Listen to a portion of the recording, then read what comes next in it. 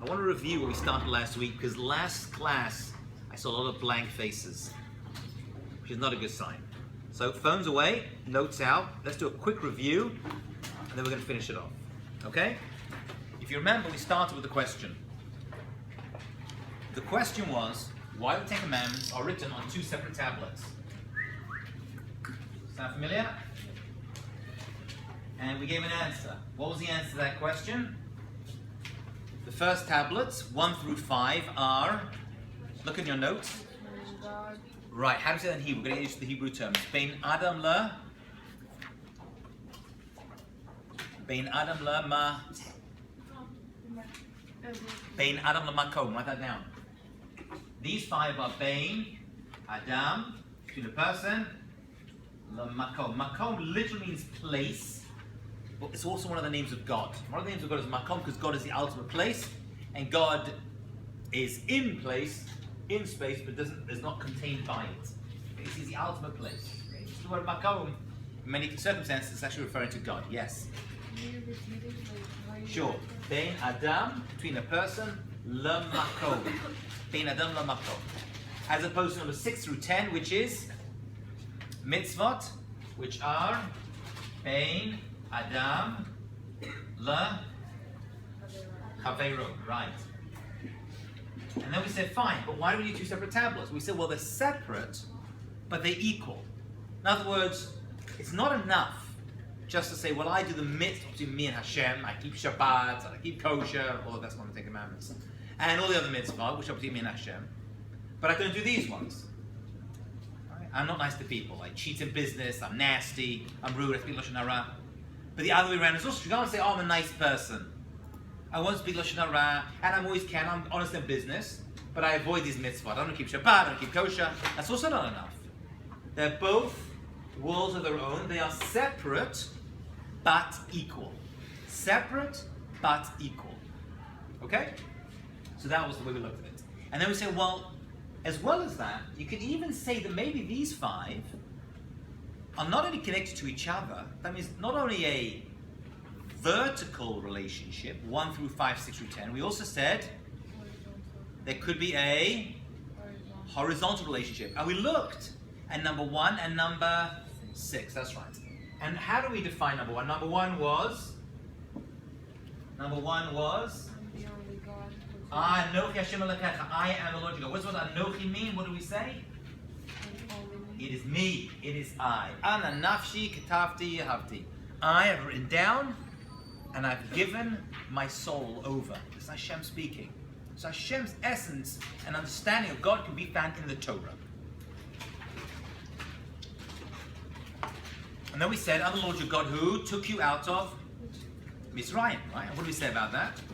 Why would the introduction to meeting God after the Jewish people left Egypt be all about Egypt? How did Egypt come to this whole thing? Well, Egypt, we said, was a big changing point. What was that? To show that God is. Go speak up, Ruth. To show that God is personal and He's involved in. Right, very nice. Up to that point in world history, there were many people who believed in God, many people who didn't. But it was always an idea of, well, most people did, always an idea of that God created the world and He's not involved in the world. And here was a big change. And this is really what the Jewish people brought to the world. The idea that God is a one God, He's ethical, and He's involved in the world.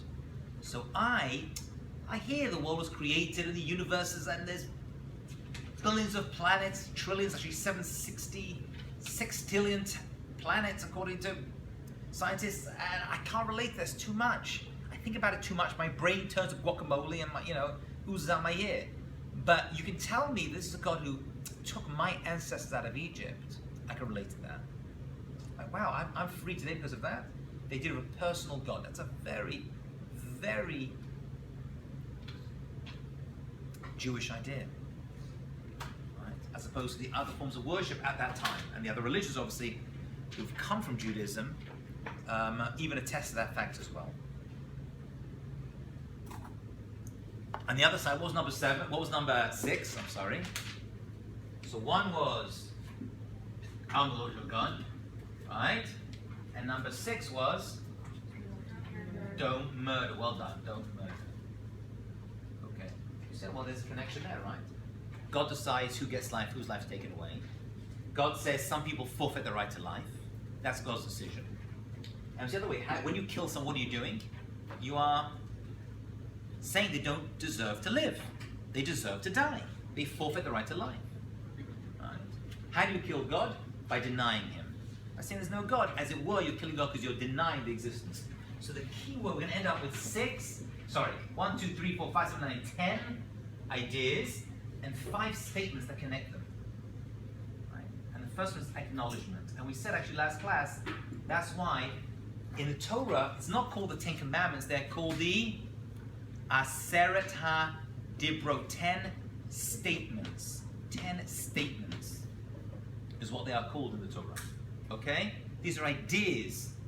Okay, let's jump. Number 2. Commandment number 2. Anyone have a guess?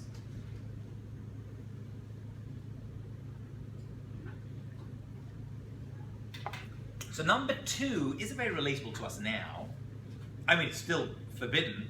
It's no idol worship. No idol worship.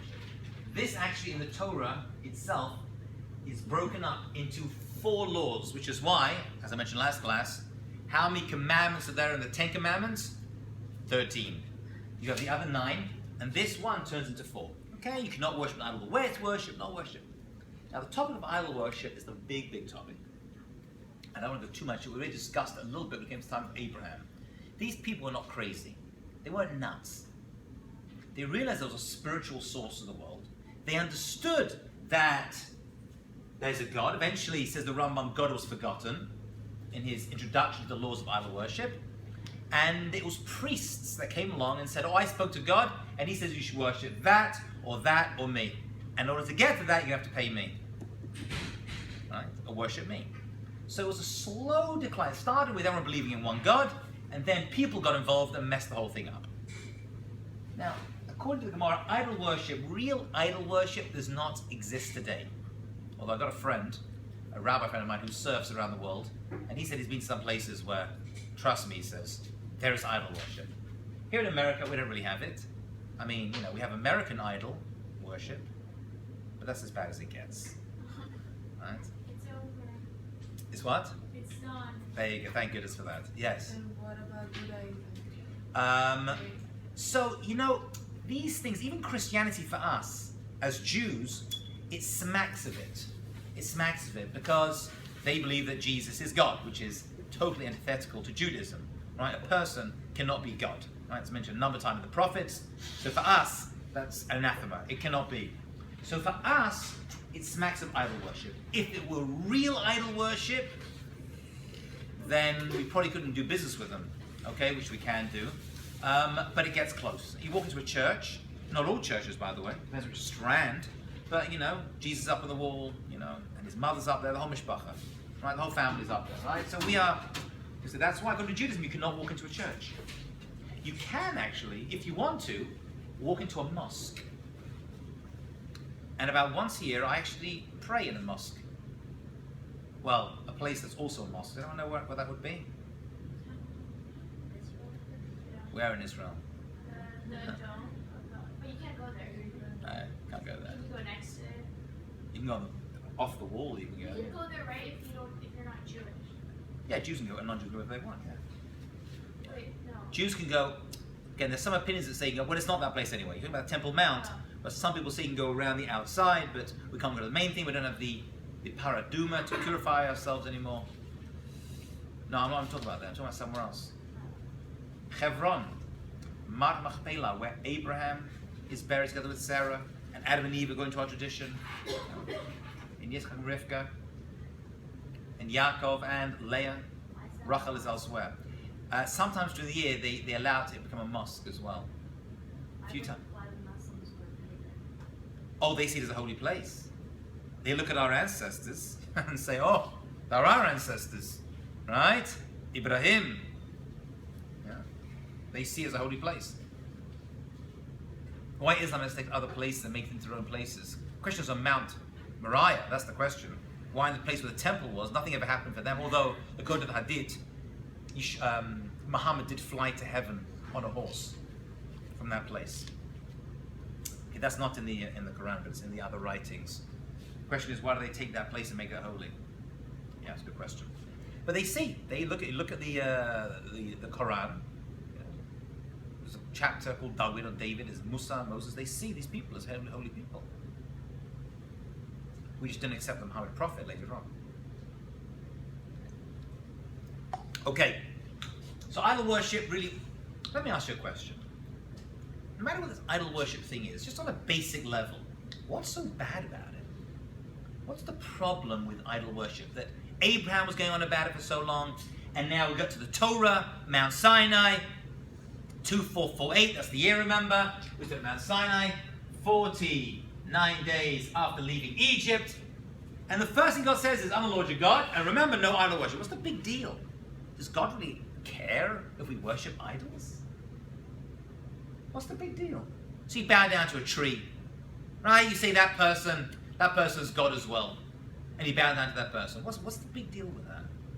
You can own an object and make it. Yeah, what's the big deal? Why is Judaism make such a big deal out of this avodah zarah? It's called in Hebrew. Avodah, write this down. And I teach you to write it down because eventually you're gonna hear these expressions. You won't know what it is. Avodah zarah, idol worship or strange worship. Like, why is that so bad? What's the big deal with it? So to answer that question, we're going to make it nice and easy. We're going to jump to the other side over here. What number is this? Number 7. Okay, I want you to see a pattern over here. We're building a little tapestry. What's number 7?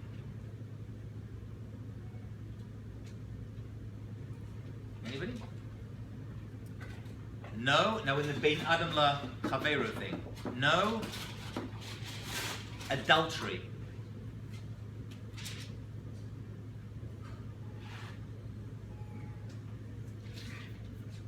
No adultery. What's wrong with that? Is that a good thing or a bad thing, adultery? You can have an opinion, so you can say it louder. Good or bad? We had this problem last class when I was asking about murdering someone on the street. You were like, well, it depends, we can't judge, who knows? You know, we Jews, famous for making big statements. Abraham spent his entire life saying, don't kill children. Right? People think, oh, Abraham was walking around hugging people, loving people. He was very clear. He was very adamant. He had an opinion. I know today, nothing is milk or meat, basar v'chalav, fleshik milchik, it's all para. Everything's para. It's all okay. Right? That's not the way it is. That's not the way it is. So why no adultery? Adultery is a bad thing? You're married, your husband starts having adulterous affairs with another married woman? Good or bad? Bad! It's bad! Why? What's the big deal? I know it happens a lot. You can't open a newspaper or look at any show or anything without it happening. But we Jews we're not actually into this. What's the problem? Seriously, what's the problem? I'm not being facetious. You're lying to a person. You are lying to who? To your husband or. Husband or wife. Why? Where did you lie to them? Because you committed to stay with him the rest of your Where was life. such a commitment made? Marriage. Where? No, really, where? Where was such a commitment made? You do know. Under the chuppah, yeah. I think this correlation-wise. Oh, you want to hold on to the correlation. Let's just understand this, and then we'll try to correlate them. So a commitment was made over here. It's good, I'm pleased. As you're thinking. A commitment was made over here at the time of marriage in front of a lot of, that's why we get married in front of a lot of people. It's a public statement you're making, right? That we now are starting a new entity, and everyone else here is witnessing, or actually no, they're watching, we have 2 witnesses, to make sure that this is a new reality, a new family. To the exclusion of everyone else. So what are you doing? What does a person do when they commit adultery? They are breaking a promise, a commitment. Because they said they'd be exclusive. Now you can give your answer. Now we're looking for the connection over there. So technically, I would feel like when you're married, to some extent, you're worshiping the person you're married to. So the same way that a Jew would worship God. So if you go against it, Okay. then it's like the same way having an idol is like you're cheating on God. Right. You're cheating on someone you worship. So at Mount Sinai, the Gemara tells us, we made a commitment to Hashem as a nation. And actually, it was compared to a chuppah. Just like a chuppah is held over the head of a husband and wife, so too, they say Mount Sinai was held over the heads of the Jewish people. That's the way it's understood. So here the connection is, and by the in Hebrew this is la tinaf. La tinaf, which actually means do not. Now we translate this as adultery, it's a very unusual word, tinaf. Tinaf is actually two words. Ten af. Give nose. I mean give nose. Because nose always represents anger. When a person's angry with that. So af means anger. There's nothing angers God more, whatever that means, and whatever it does mean, it's not a good thing, than the breakdown of the family. Most of the laws of Judaism are about keeping families together. That's really what they come down to. Avodah Zarah is we made a commitment to God, and we break it. Lo tinaf is made a commitment to each other. So that's my commitment on this side. Can you see it? Sideways. And this is my commitment to God. So what's the key word over here? I think I'll go with exclusivity.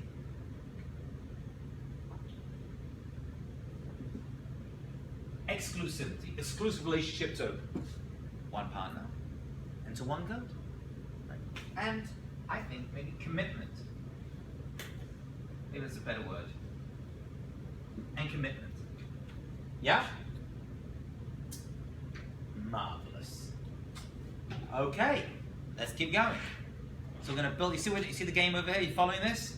We're building a tapestry. And this is really the first point of Judaism as we began as a people. These ideas were etched, literally etched into the stone of the Ten Commandments. So number 3 and number 8. Now these are weird. These are weird. I would not have put these ones into the top 10. These aren't the top 10.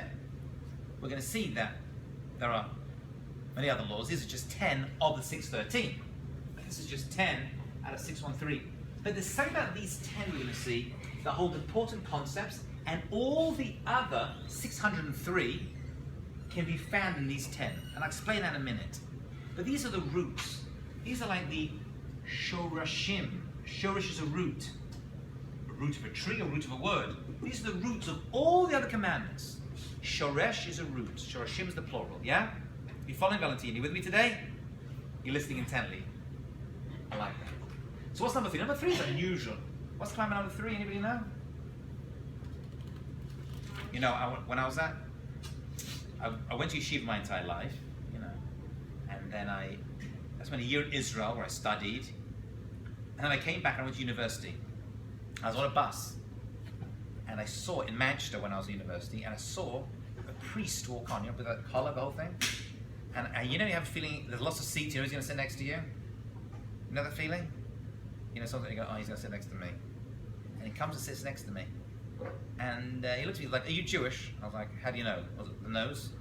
The yarmulke? Was it? So he says, I have a question for you. Right? He's a priest. So I said, yes, can I help you? And he's like, I want to know about the 10 Commandments. And started asking me questions about them and why. And I realized, embarrassingly, that after all my years of yeshiva, going to day school, my parents sent me and spent money, and my year in Israel studying, I didn't know.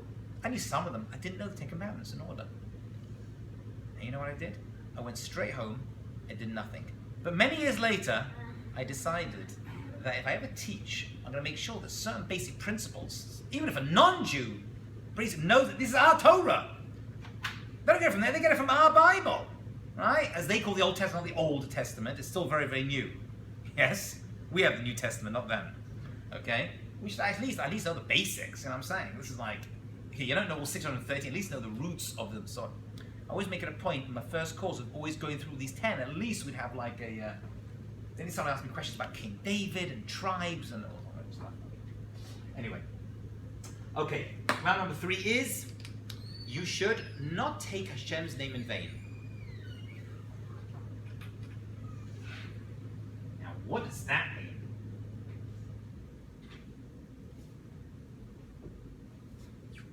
Do not take God's name in vain. What does that mean? So, this law actually happens in a particular place.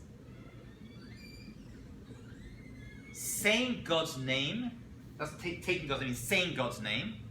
In vain means for no reason. Where is this happening? This is actually happening in a place, this particular commandment. It's not happening here with us. It's happening in a Beit Din, in a court of law.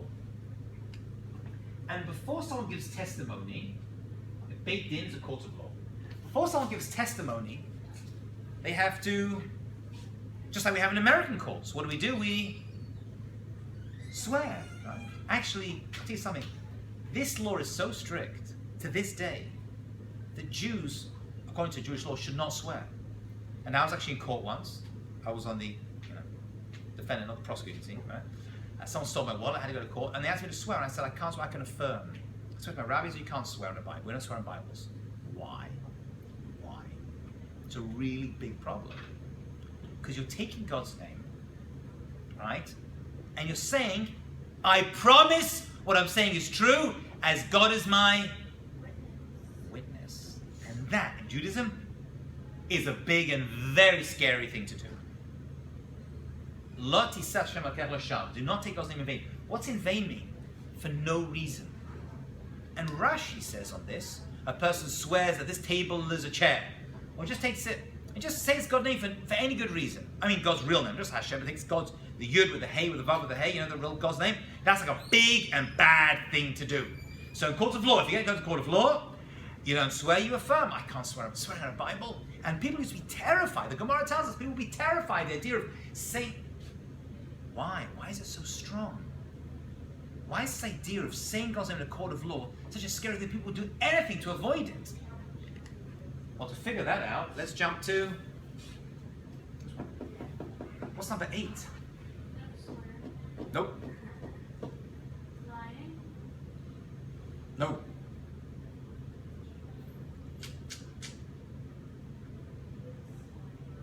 Lo tigno. Do not steal. Do not steal. Lo tignov. No stealing. Now that's weird. And I'll tell you why, for a few reasons. Number one, this is mentioned elsewhere in the Torah about stealing. Lo tignov. Do not steal. It's mentioned elsewhere. Why does it appear over here if it's mentioned elsewhere? That's question number one. Question number 2 is, these laws are capital crimes. Do you know what that means, a capital crime? Some of these laws, actually I think all of them pretty much, are laws that if a person transgresses them, they're put to death. For stealing? Does that sound Jewish to you? If a person steals in Jewish law, what's usually the response to that? They have to return the money or the item they stole. Sometimes they have to pay a penalty. They've got to pay extra money or an extra item, right? Depends what they stole, how they stole it. Right? You've got to pay it back. And then the person missed out because they didn't have it, you've got to pay extra. You steal 4 sheep, you've got to return 4 sheep, maybe an extra sheep, right? You've got a cow and 2 cows. Because there's penalties. How does stealing, I mean, stealing is bad. So this cannot be stealing things the Torah is speaking about over here. Stealing things is mentioned elsewhere. So what's this stealing talking about? What's the worst thing you can steal? What's the worst thing you can steal, according to Jewish thought? Or even common sense? What's the worst thing you own? What's the most important thing you own? Your phone. Oh God. Your phone. What's the most important thing you own? Reputation. Very good. Now again, they went from phone to reputation. And by the way, her phone is more important to her than her reputation, so you know. Watch that. Yes. Gisela, what's the most important thing you own? People. Yeah. My future child is going to be the most important thing. Right. People are more important than I phones. don't own a person. You do. Who? You. I'm like, no. Yes. My parents own me. No, you own yourself. Your parents are responsible for you, own yourself. The most important thing you own is you. How do we define, what does that mean, stealing them? What does that mean? I'll say this, you'll understand a lot more.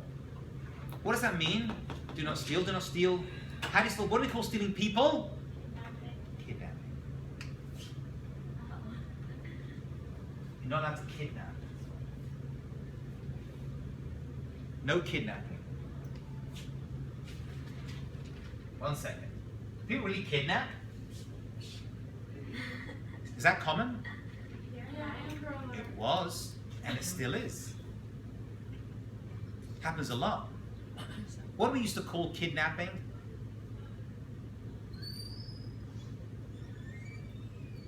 Slavery. What's slavery? Is one form of kidnapping. What's slavery? Slavery is, I'm going to take you against your will and make you work for me. In America, it's only pretty recently that slavery became, they've been taking, kidnapping, they would take people from far off countries and lands, and they're still doing this, by the way, and drag them to the own and make them work for you. And this is 3,500 years ago, by the way. Actually, 3,328 years ago, to be exact.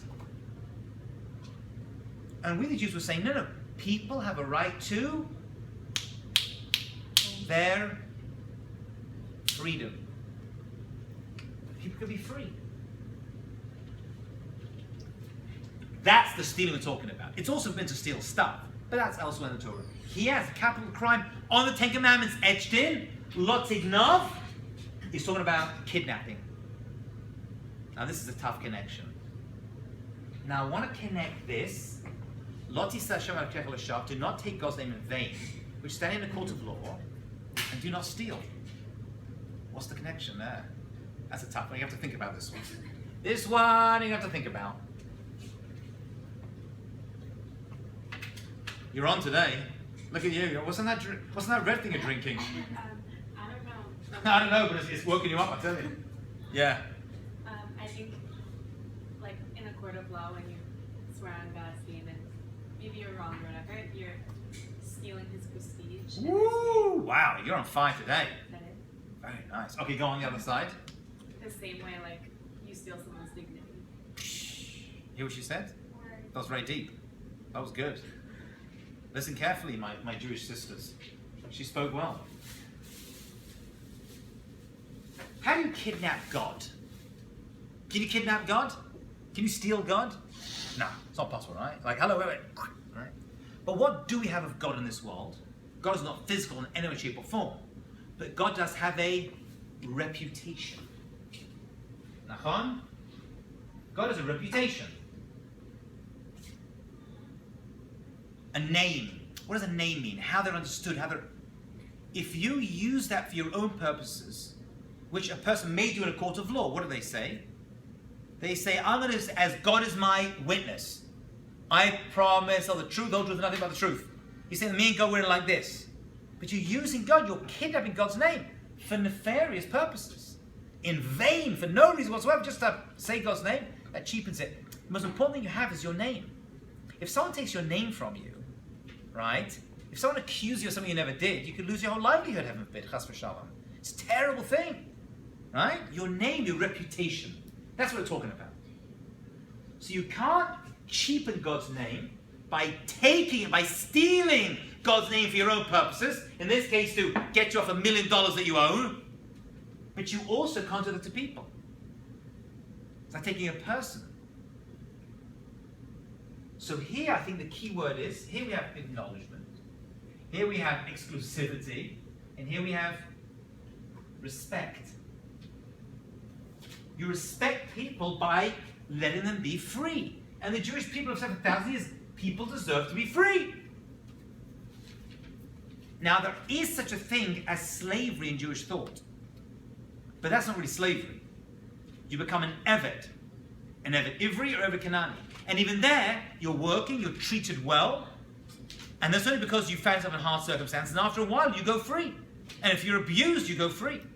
That's a worker, an indentured servant. That's not slavery. Slavery is taking someone against their will and making them work for you. That we don't have. If someone volunteers to work for someone and work hard, then that's what they do. Jew or non-Jew. That's a worker. But always treated with respect. So respect God. That's that way, and then respect each other. Are you following here? Are we all getting this? Is this coming together nicely? Okay. The last two couplings are my favorite, and we're going to learn a lot from them. Okay. Let's do it over here. Now we're left with commandment number 4. What's commandment number 4? This is the only commandment of the Ten Commandments, and the Asata Dibrot, which is commandments, that has ceremonial things connected to it. Which mean, by the way, that all ceremonies that we do are going to come from this one. And this actually is the most important, quote-unquote, ceremonial, or I would say in Hebrew, Eidut mitzvah that we have.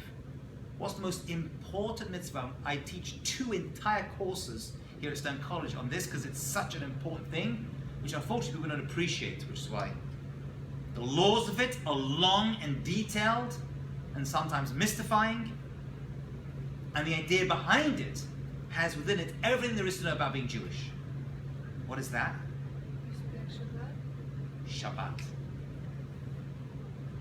Shabbat is what it's all about. Now, this is such a big topic. I'm going to mention now, but then we're going to do a few classes on it at near the end of the semester. Okay? Because this is really a big, big, big topic. Okay? But I just want to, since we've touched upon over here, we actually just have to see the reason for it, right? Since we're here, because that way we're going to figure out why it got to be in the top 10 and it's connected to the other one. So that's number 4. So why do we keep Shabbat? What is Shabbat? Hello? What is Shabbat? It's not a trick question. Yeah. Day of rest. Day of rest. The word Shabbat actually means to rest. Thank you. Would you get killed if you wouldn't keep Shabbat, if you don't keep Shabbat? Yeah, actually, a person is Chayav Mitah. The laws of Shabbat are very, very, very strict. I mean, we don't do it for thousands of years, but theoretically, a person would.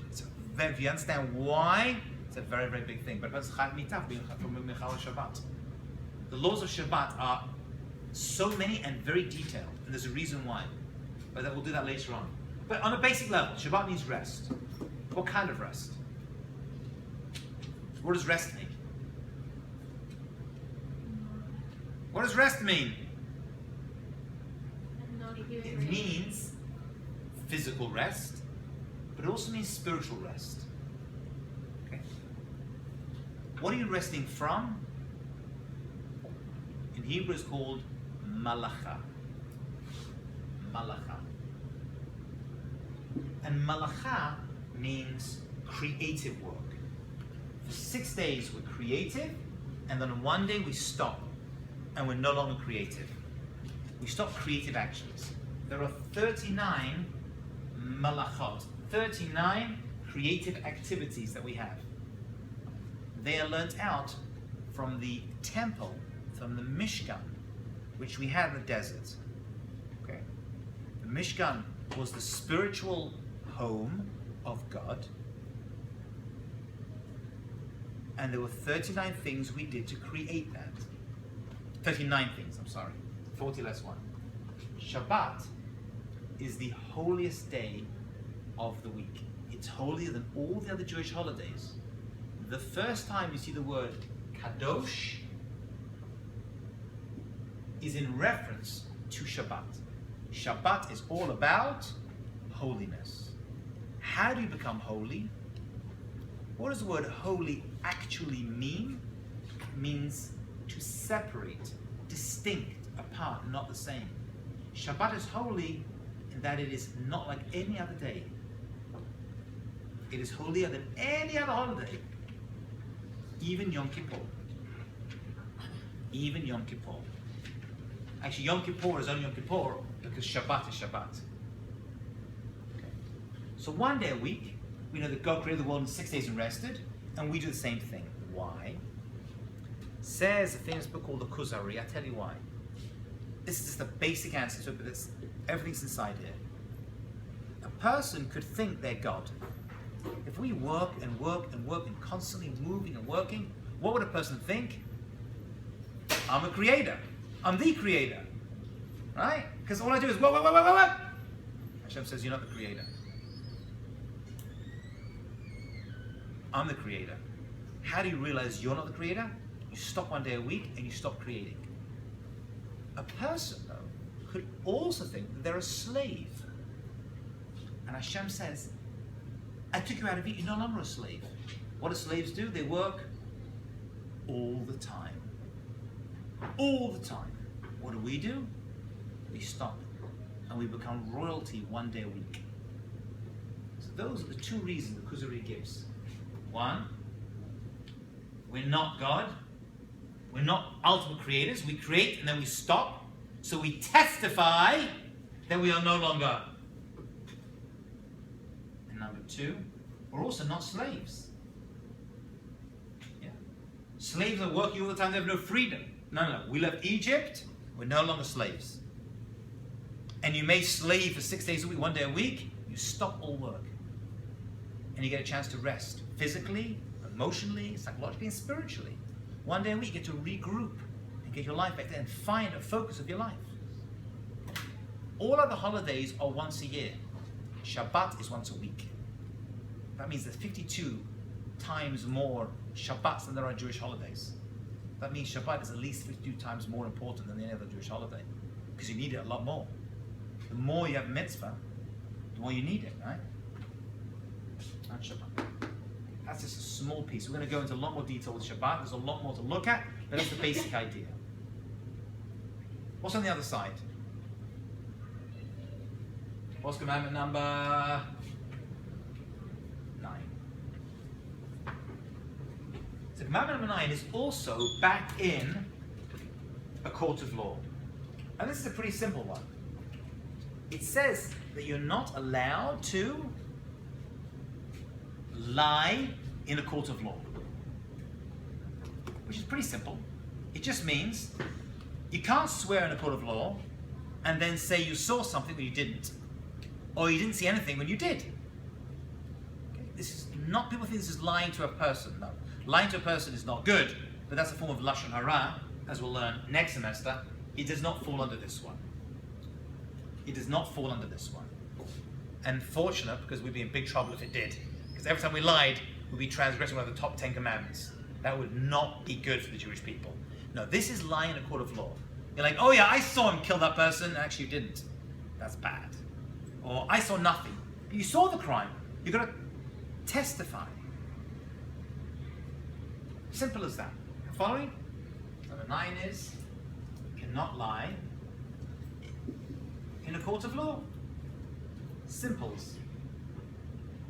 You cannot lie in a court of law. That's it. What's the connection? Shabbat? Lie in a court of law? What's the connection over there? Shabbat? Lie in a court of law. Okay. I don't know if you're drinking, but I want some. I think that if you don't keep Shabbat, you're kind of lying to yourself that you're capable of doing everything throughout the week without rest, and you can't. Okay. What are you meant to do? You're on the path. What are you meant to do in a court of law? Tell the truth. Tell the truth. Right? Meant to tell the truth. That's basically what we're saying. Don't lie means tell the truth. On Shabbat, what are we doing? We're telling the truth. What's the truth? There's a God. God created the world in 7 days. We were slaves in Egypt. We were taken out. Those are the two reasons given in the Torah we keep Shabbat. Because God created the world and stopped and rested on Shabbat. So Shabbat goes back to the beginning of creation. And number two, we were slaves and we were taken out. Those are the two reasons. That's the truth. What do we do every Friday night when we make Kiddush, when we welcome in the Shabbat? Everyone pretty much, at least for part of the bracha, stands. Nachon? Do you remember that? Why do we don't stand Shabbat day? You don't stand. We make Kiddush on Shabbat day, make the blessing over the wine, you sit down. But Friday night you stand. Why are you standing? Because you're testifying in the court of law. It's actually called Edut. It's called Edut. Edut means I'm testifying. What's the key over here? Truth. You said it, not me. I tell the truth. How do I tell the truth about my fellow man or woman? I don't lie about them in a court of law, because courts of law are what keeps societies going. It's all about truth. What's truth in Hebrew? Emet. Emet. I tell the truth. How do I tell the truth about God? That He exists and goes to the wall. I keep Shabbat. Shabbat is how we testify about God. And that's where we stand when we make Kiddush. It's all about testimony. All about testimony. That's what we're looking at. Okay. Let's finish with the last one and we'll tie this whole thing together. But you've learned a lot today. I don't think you even realize how much you've learned. And you're going to memorize these 10 in this order. You're welcome. You'll thank me one day. Not during the midterm you won't thank me, but after the midterm you'll thank me. Okay, let's do, so what's left? We're left with number 5 and number 10. Now these two are also weird to put in the top 10. Each for different reasons. What's Kanama number 5? Kanama number 5 actually, is the hardest mitzvah to keep. I mean, this is the hardest commandment. And if you learn it, what's really expected of you, we're all in big trouble. Like, big trouble. You said, what was it? Right, what do those words mean? Respect your parents. Actually, the word Your father. kibbud means kavod, right? That's where it comes from. And it's kabed et avicha, your father, et imecha, and your mother. The word kaved is from the word kavod, which means honor. You have to honor your parents. Woo, this is a tough one. If I just give you the basic laws of this, you realize we're in big trouble. The word kavod means honor. The word kaved means heavy. Heavy. Kaved is heavy. This is heavy stuff. Honoring is heavy, not easy. I'll just give you a few laws over here. Did you know you're not allowed to call your parents by their first name? You know that, right? You know when your parents walk into the room, you should stand up for them. You know your parents ask you for a drink, you gotta get it. You know you can't, ready for it? Disagree with your parents to their face. Right. Right. And obviously that means you can't raise your voice. You can't sit in your father or mother's chair. Unless your mother doesn't have one chair. She sits in many different chairs because she's running around. Then it's okay. But if your father has one chair, your mother has one chair, they sit in all the time, you can't sit in it. It's disrespectful. Imagine that. No anger, calm, listen to them.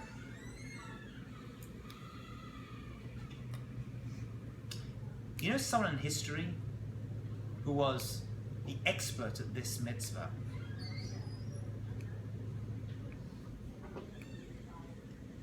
He was a non-Jewish man, and the Gemara talks about him and says that his father had a key under his pillow, and the rabbis needed to get that key because he had a certain gem that he owned that he wanted to put in the breastplate of the high priest, and he gave up on millions of dollars, equivalent of, just in order to not wake up his father. Let me give you a modern equivalent of this person. Imagine you've got a young boy. At the age of 5, his parents say, "You're a bum, get out of the house." And they kick him out. And off he goes. And he's on the streets, but he's got to go to school. So he goes to school, and he lives on the streets, in a friend's place, maybe some family. But he does well in school, working at the same time, just to get some money here and there. He then graduates, goes to high school. And then from high school, somehow, that his parents, he goes to college. He goes to Harvard. And pays his own way. Parents, nothing. Then, he goes to Harvard Law School. And he finishes first in his class. Then he joins a top law firm. And starts to make a lot of money. Then after many years, he's elected to the Supreme Court. And in the Supreme Court, he's about to be inducted, and there's millions of people watching. And he's on the TV's big thing, the top legal position. And his parents walk in.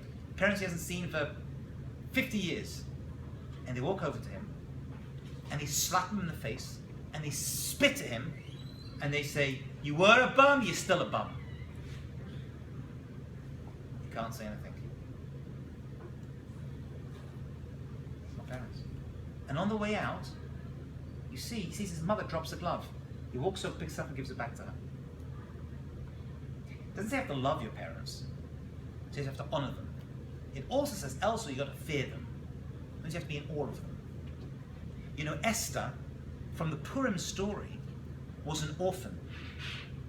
She was an orphan. They say the reason she merited to have such a big job and be successful is she didn't have to deal with the problems and all of the challenges that came with honoring parents. Because had she would have lost merit and not merited to save the Jewish people. That's why she was an orphan. That's how big this mitzvah is. Okay. That's a brief summary, not even a summary, but at least a little inkling of how big this mitzvah and how difficult it is. A mitzvah that we all fail in. I mean, I met some people who do this mitzvah very, very well. I, unfortunately, not one. Though ask my mother, she's imperfect, obviously, but most Jewish mothers do. Let's have a look at number 10 for a second, because this is going to help us understand something about this, which you would never have believed had I not told you. What's number 10? Number 10 is very unusual. Number 10 is a very unusual law to put in any book of laws, let alone the 10 Commandments. Number 10 is Lo Tachmod. Lo Tachmod means don't be jealous. Someone please tell me, why is that a strange law to make, let alone in the 10 Commandments? Don't be jealous. If I say to you, don't be jealous, what do you say back to me? Why not? You could also say, how do you know? Maybe I'm not jealous. How do you mandate an emotion? Nachon? How can you tell someone, I'm jealous? He's driving a better car than me. She's got better, I don't know, shoes than me. Whatever it is. They've got a better sock. Whatever it is. How can you tell me not to be jealous? I'm jealous. It's a natural emotion, isn't it? How can you tell someone not to be jealous? Very weird. Some actually are so perplexed by this law, they say, well, it doesn't just mean being jealous, it means acting out on your jealousy, trying to get that thing from them, or get a thing that's like that for yourself, because of your jealousy. Still, it's very unusual. The others aren't emotions. You tell me don't break Shabbat, tell me not to worship idols, tell me not to commit adultery. I hear that, don't be jealous. I'm jealous. Right? She's got a better looking husband than me, whatever it is. Right? He's got a better job than me. They drive a better car, we got a bigger house. There's a lot to be jealous of, isn't there? They say that this law has within it everything you need to know about Judaism. Because it deals with something which we call hashgacha pratit.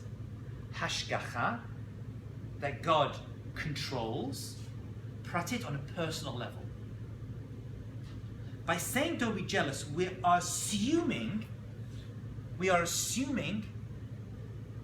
that what you have is what you're meant to have, and what that person has is what they're meant to have, and you're not meant to have it. It is the root of hashgacha pratit, as we call it. You have whatever you need to have.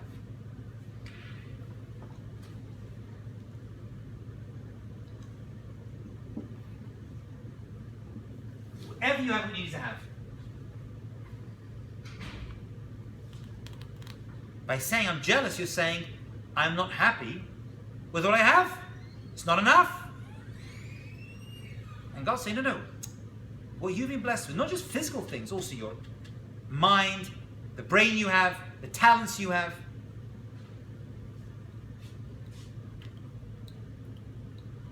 So you can't arrest someone for it. It also means that God knows your emotions. And also means you can overcome your emotions. You know, the Ramban says that these 10 are like a tower. 1, 2, 3, 5. Number 10 is the bottom one. Number 10 then is the most important, isn't it? Because if the foundation of the tower goes, what happens? Floor 9, floor 8 goes, floor 7, 6, they all fall down. It's like it's the root that holds everything else. He says if you actually become jealous, what are you going to end up doing? You're going to end up lying in a court of law to get stuff. You're going to end up stealing, kidnapping, taking out people's things. You're going to end up committing adultery, take their wife or their husband because that's what they have. You're going to end up killing people because of it, and you're going to end up denying there's a God. This is the root, and everything else is going to fall down from this.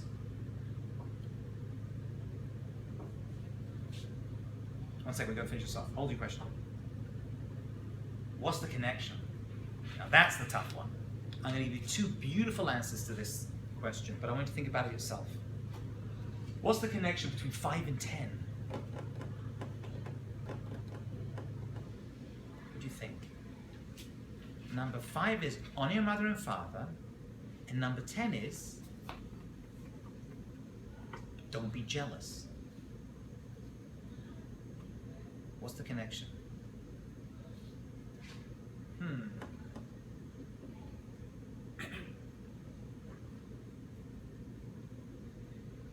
You're going to love this. You're going to love this. This is beautiful.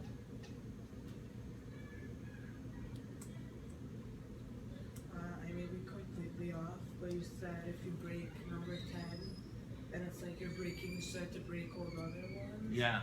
And then if you break number 5, it's like you're breaking your family apart too.